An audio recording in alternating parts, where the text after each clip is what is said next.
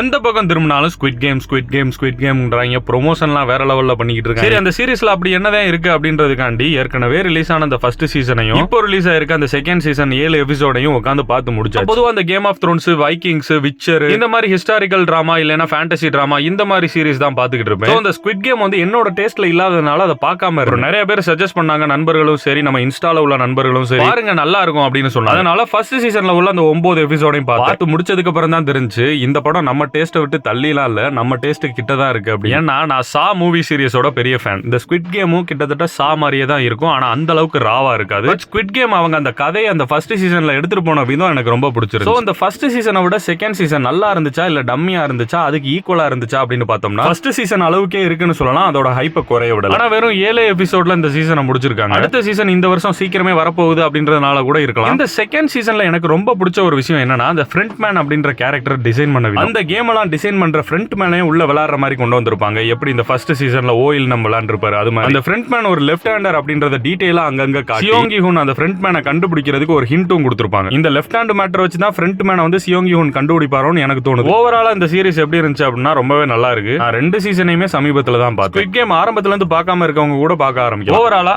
நல்லா. ஆனா ப்ரொமோஷன் வந்துட்டா இவங்க அளவுக்கு யாராலையும் பண்ண முடியாதுன்னு நான் நினைக்கிறேன். தாறுமாறு ப்ரொமோஷன்.